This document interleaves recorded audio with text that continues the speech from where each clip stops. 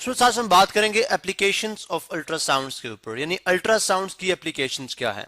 देखें, सबसे पहली बात है कि अल्ट्रासाउंड्स हम जानते हैं जी, ह्यूमन ईयर जो है, ह्यूमन ईयर इनकी इनकी जो रेंज है, ह्यूमन ईयर ये आवाज कम से कम कितनी आवाज सुन सकते हैं, ज्यादा से ज्यादा कितनी आवाज सुन सकते हैं, जिसको हम ऑडिबल फ्रीक्वेंसी कहते हैं। ठीक है, ह्यूमन ईयर जो है वो ग्रेटर देन 20,000 हर्ट्ज की आवाज नहीं सुन सकते, और इसी तरह से हर्ट्ज 20,000 हर्ट्ज, ठीक है, हर्ट्ज है unit of frequency.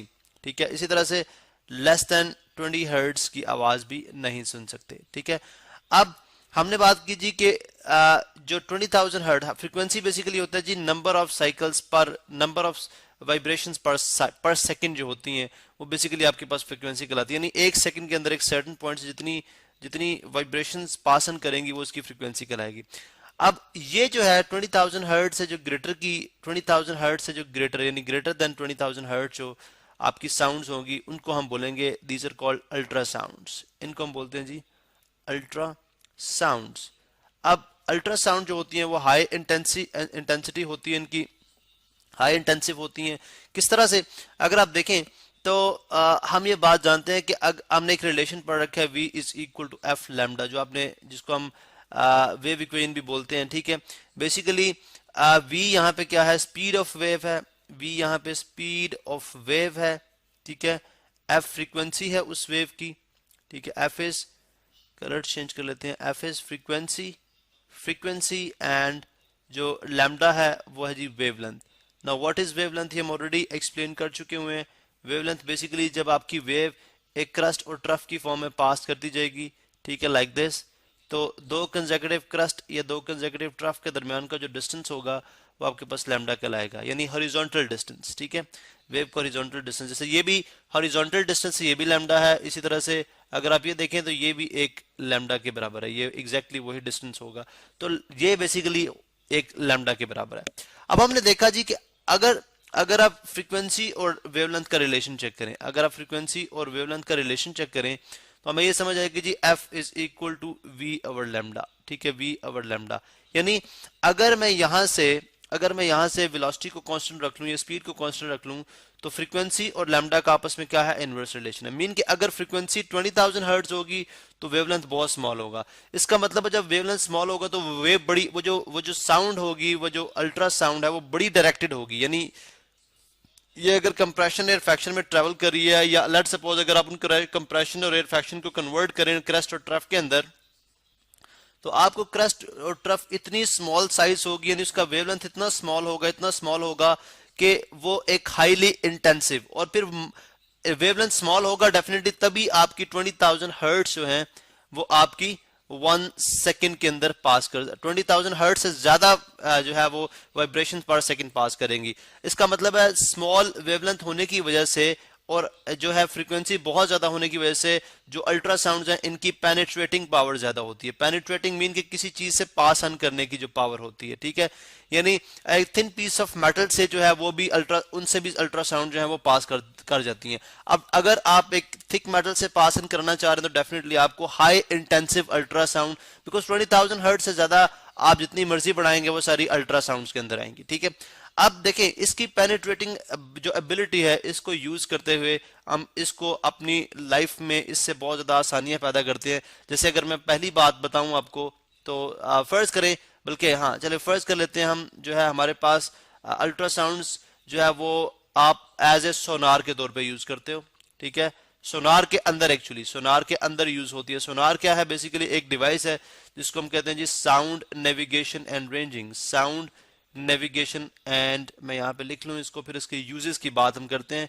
Navigation and ranging, sound navigation and ranging. ठीक है, अब अगर आप यहाँ पे देखें तो जो सोनार है हमारे पास बेसिकली वो समंदर की डेप्थ को मालूम करने के लिए, या समंदर के नीचे कोई चीज है उसकी गहराई को मालूम करने के लिए, उस चीज को डिटेक्ट करने के लिए जो है हम सोनार यूज करते हैं। ठीक है, अब बेसिकली होता क्या है कि यहां से आपकी अल्ट्रासाउंड्स निकलती हैं। यहाँ पे देखें ये अल्ट्रासाउंड इस पे हिट करेगा। ठीक है, अल्ट्रासाउंड्स अल्ट्रासाउंड्स इसने एमिट की।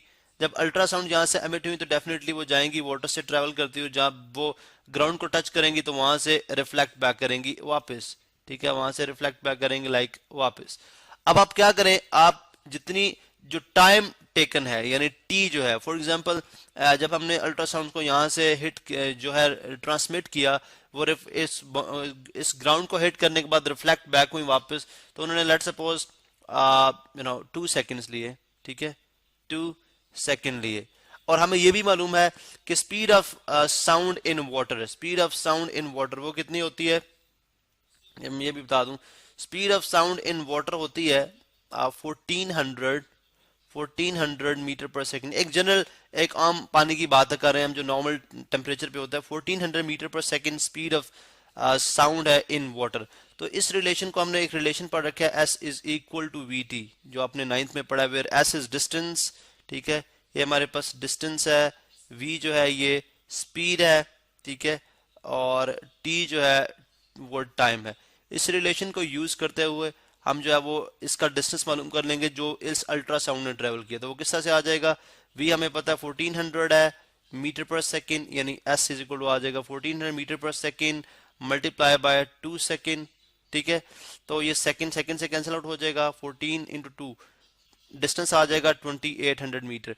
लेकिन अगर आप देखें तो ये 2 वे डिस्टेंस है, हमें चाहिए डेप्थ ऑफ सी, तो वो डेफिनेटली वो हाफ हो जाएगी। तो अगर आप इसको 2 से डिवाइड करेंगे तो 1400 मीटर जो है, 1400 मीटर जो है हमें पता चल जाएगा जी ये समंदर जो है, समंदर की गहराई कितनी है इस सर्टेन पॉइंट पे कितनी है, 1400 मीटर। या अगर इसके रास्ते में कोई भी मछली आ जाएगी बड़ी, कोई वेल, कोई शार्क, तो उससे भी रिफ्लेक्ट होकर वापस आएगी, तो हमें उसका भी इमेज दे सकती है, ठीक है। अब इमेज गेन करने की जहां तक बात है, तो उस केस के लिए हम अल्ट्रासाउंड मशीन ही यूज करते हैं, जो कि मेडिकल के अंदर यूज होती है, और इसके बहुत ज्यादा एडवांटेजेस हैं। यानी देखें, किसी भी डिजीज को ट्रीट करने के लिए सबसे जो इंपॉर्टेंट चीज है वो उसका डायग्नोसिस है, ठीक है, यानी उसकी तशखीस, डायग्नोज करना उसको, ठीक है, उसकी तशखीस करना, ये बहुत इंपॉर्टेंट है।